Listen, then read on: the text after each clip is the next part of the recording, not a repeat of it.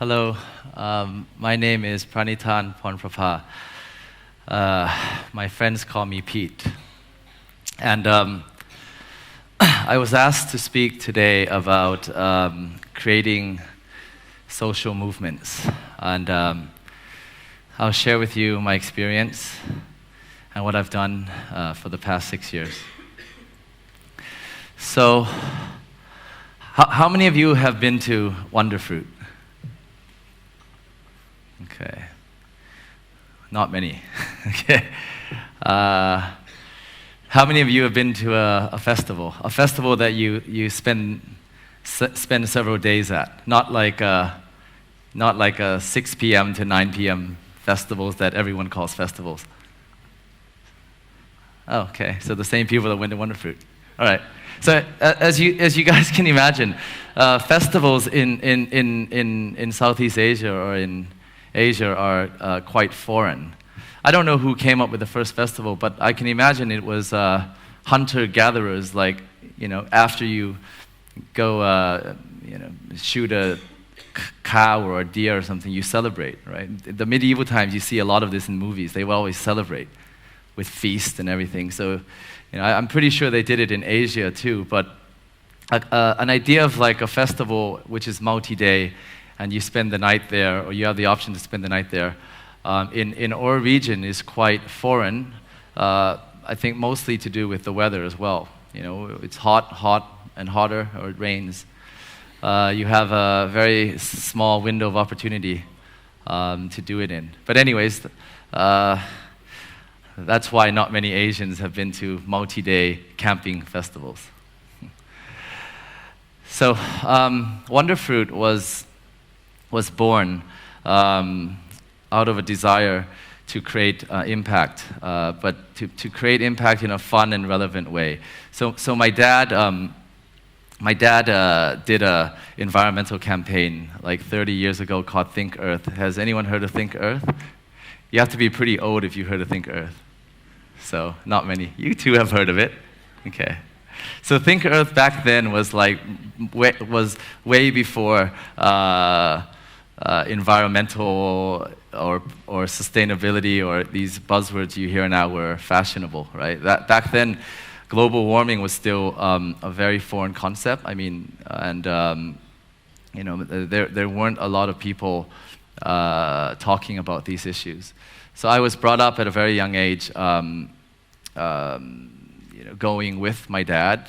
Usually we were planting trees or restoring coral reefs. He did a lot of work with the government and the army and in Thailand. So it was a lot of creating awareness. And so I was exposed to that when I was very young. But I always felt that it was like a chore. So I was like 8 to around 12, and it was as though like I was almost forced to go. So I felt So when I came up with the concept of wanting to create impact, I thought, how can we do it in a fun and relevant way? Okay, so we thought what our vision is to make the world a more mindful and inspiring place through gatherings. I'm going to put on a video first so I could get you all into to understand what Wonderfruit is, and then I'll continue. Can you play the video, please? This was from last year. We only have now to run wild with our thoughts, to climb hills and dig holes and conquer the views, to give hugs, to shout in furious tones.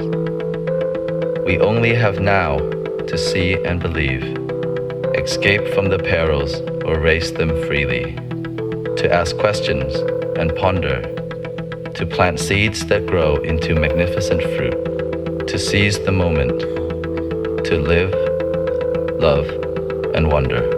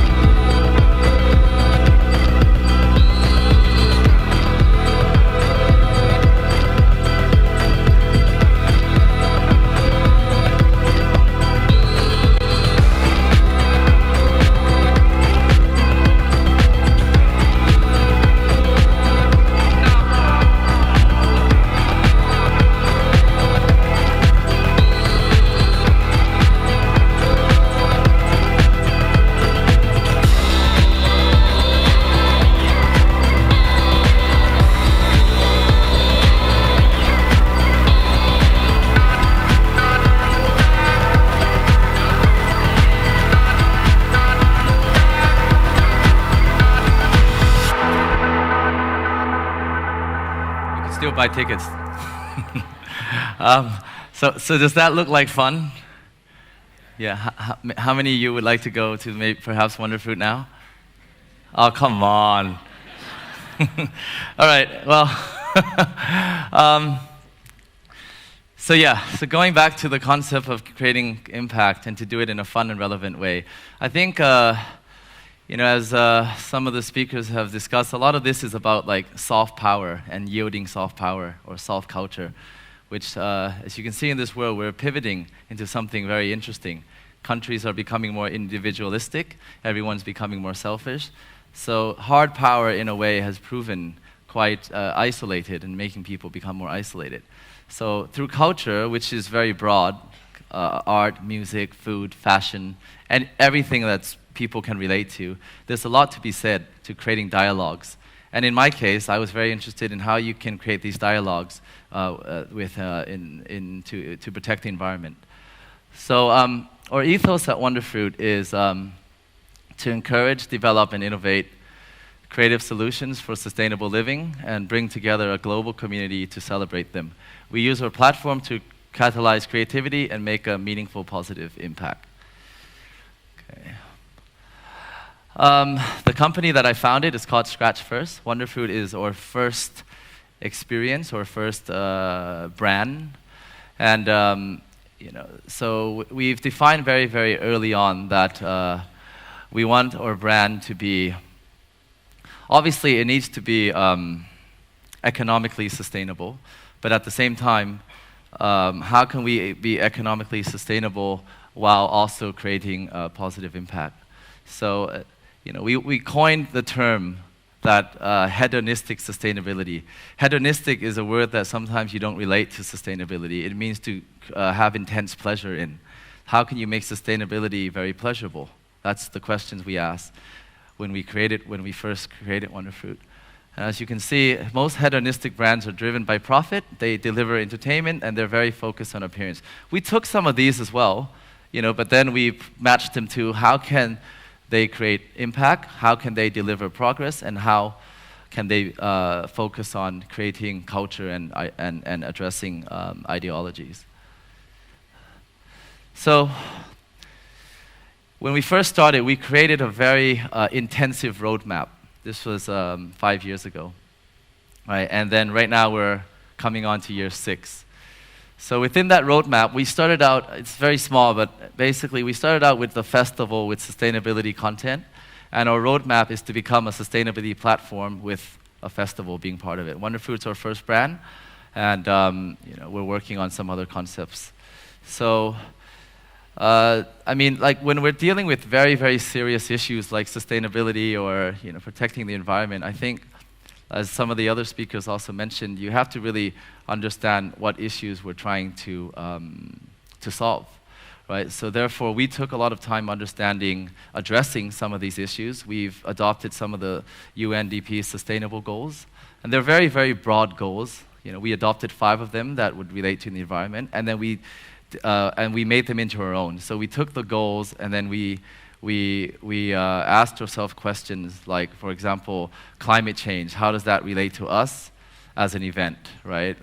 What areas can we address in that? So we have all that in our ethos book, and we use this as the footprint and the blueprint for what we create. How we create impact, putting our words to test. So the first part is about creating awareness, right? The second part is action, and then the third part is how do we measure it, right? So I think it's really important when we talk about impact. I think there's a lot of us in this room that may be interested in how do we create a better world, how do we solve some of the environmental issues that we're doing. But I think we have to start from understanding where we are now. Like a lot of companies nowadays, you can take these tests. For example, plastic. Plastic is becoming a huge, single-use plastic is becoming a huge problem. A lot of people are like, oh, let's ban plastic. You can't ban plastic. It's a great material, right? But how can you understand your footprint, your plastic footprint, for example? And there's lots of tests you can take, open source tests, to understand that. Where are you as an organization, as a company, as an individual, what is your plastic footprint? And how can you get better at that, reducing your plastic footprint. So, let's see. So again, this is another video. Sorry, this presentation is full of visuals because a lot of you have probably never been, so I think it would help to have a lot of visuals here. So can you play this? This is the video we did last year. Wonderfruit, since year one, we banned single-use plastic. But at the same time, we understand the importance of plastic as a material, right? So over the years, we've come to a better understanding of how we can work with our vendors, how we can work with people coming to the event, how we can work with the community as a whole to address these issues. Last year, we created this video, so I'll just let you watch the video first, and we can talk about it. It's called Plastic Dreams, the video.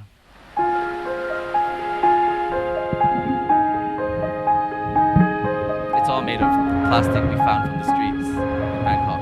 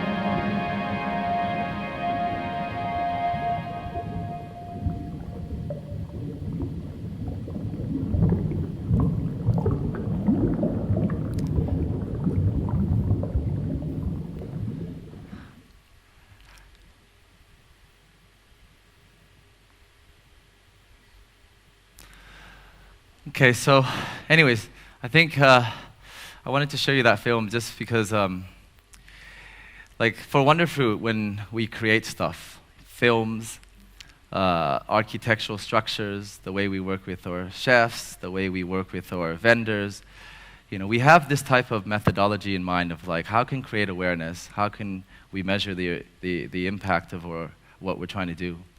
So this year we are reimagining Wonderfruit as a city.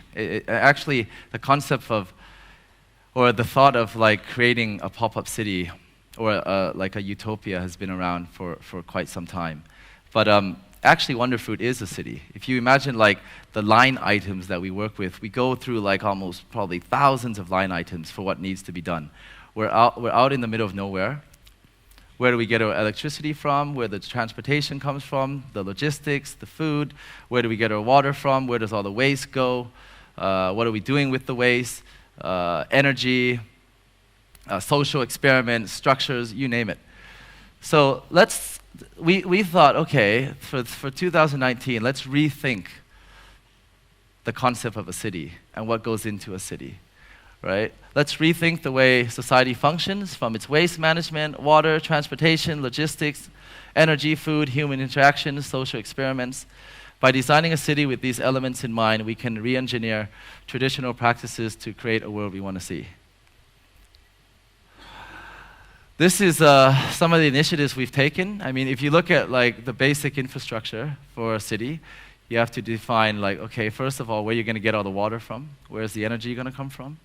Right? Where's all the waste going to go? So we work with partners. We're not experts in a lot of things. And that's where we come in and we work with the brands that support us. I mean, Wonderfruit is quite unique because we have a no logo policy on site. So those of you that have been to Wonderfruit, you can see that there's like for example, in this room, this event, obviously you've got, been fortunate to get a lot of good corporate sponsors. But in the way we do it at Wonderfruit is we create experiences with these brands. So we work with someone with infrastructure. We work with someone with logistics. We work with someone, for water. We work with someone for energy, or we try to work with someone for energy. That's actually an area where we still fall short, just because I think of the resources in this region as well. But since 2017, we have been certified carbon neutral.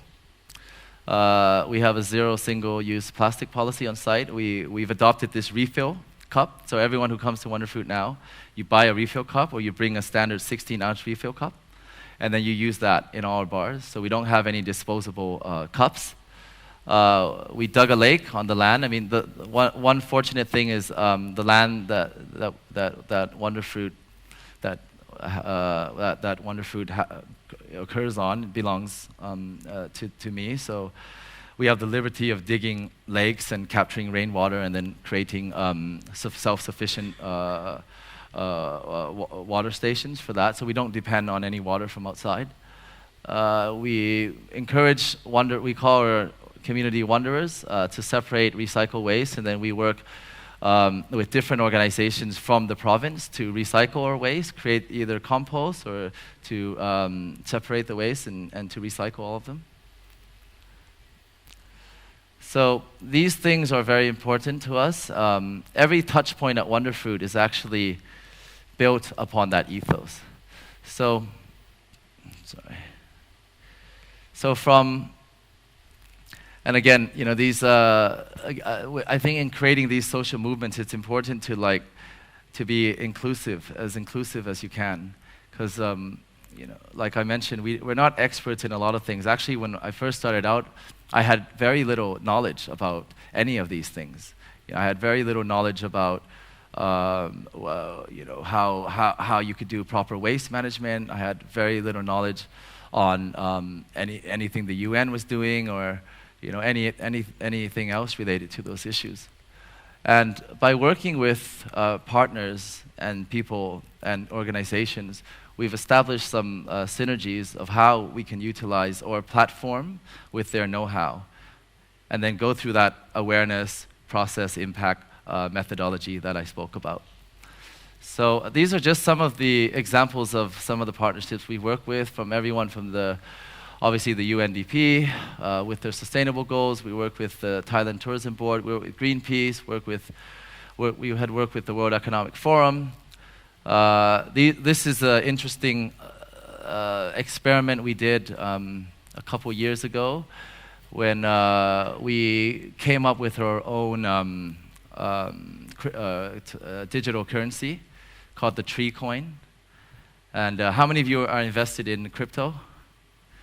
How many of you believe crypto is an answer to our financial problems in the future? Oh yeah, you have one person. Excellent. So, well, you know, as I said with Wonderfruit, it's a pop-up city. So there's a lot of room where we can experiment, right? And this is one social experiment we did when we had this thing called happy hour. And for every drink you would purchase, you would get issued a tree coin. And with this tree coin, we had an installation artist, mimic the mining process of when you mine Bitcoin. So you would have to like fold these things called tree huggers, these things here. So the more tree coins we issued, the harder it would be to try to fold one of these. It exactly mimics Bitcoin, the mining process of Bitcoin. So we had it on a visual level, which we had it on a digital level, and we had it on an artistic level. Not many people got what we were trying to do. I think like 20 people in the whole, out of like 10,000 actually understood that loop. But in the end, it didn't really deter us from wanting to push forward these experiments, because as a city, you know, we are able to experiment with alternative ways of how we think we can progress things, how we can solve problems. And we have, every year we have a similar thing like this, where we invite 20 to 30 speakers to come and talk about issues. Most of them are related to our ethos. We split our event up, and we're like a lifestyle. A lot of people think Wonderfruit is just a music festival, but actually music is just one of the 6 pillars that we identify our content in. There's music, art and architecture, farm and feast, talks and workshops, family and wellness.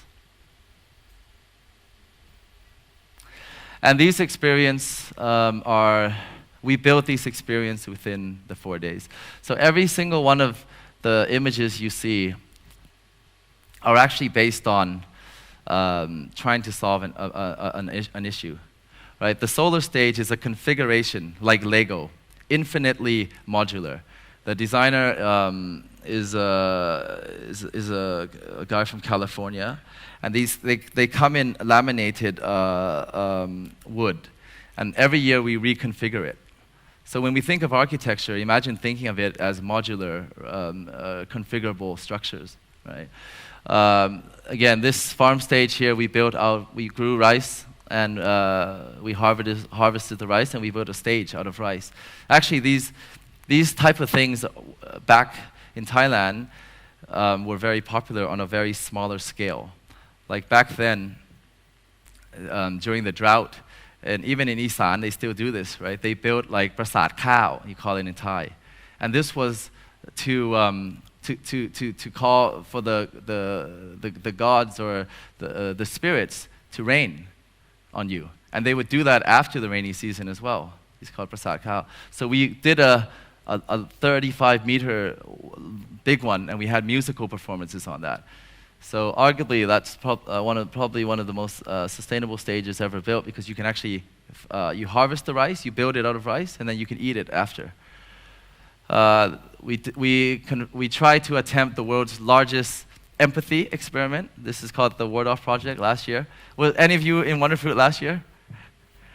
Okay, one person. This is a tough crowd. So the empathy experiment work, what we try to engineer empathy. I believe that in order to have if you want to really create change, whether it's environmental or we had gender equality or anything, it has to come from a place of empathy first, right? First and foremost, you have to put yourself in something else's situation. So we try to engineer empathy. What we did on the Sunday. And imagine this, right? There's like 10,000 people or even more. We shut everything off. Shut off all the lights. Every single stage, we have like 30 stages. Try to gather everyone to lie down and to hold hands. And we will work with an electronic producer who understood how frequencies can influence mood and tone.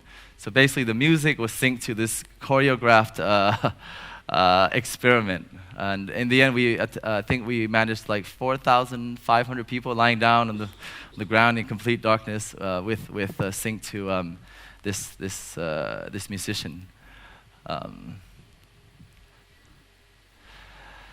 Well, I think in Asia it's quite unique. Wonderfruit. There's a lot of content that goes into it, and like I mentioned. All the content that you see here, these statistics, the workshops, the art installations, the vendors, the speakers, the wellness, all of the content is related somehow to our ethos. So it's not just like, oh, let's pick a random content. We're like, okay, we work with different farmers, we work with activities for kids that teach them to be more like farming and how they can live more closer to nature. And so on and so forth. It's quite hard to explain Wonderfruit without you guys going there. So basically, this is an attempt to get everyone to try to come. And we've been blessed. We've gotten quite a lot of awards globally for being green festivals and all that. And the community is an interesting community. We have represented over 50 different nations. From all over the world. The age group is around 18 to 46, so none of you are too old. We do lots of surveys and we do lots of studies and we collect a lot of data. So it seems as though we're tracking in the right in the right space. And this year, I think we're going to expect around 20,000 people in December. So, thank you. Please come.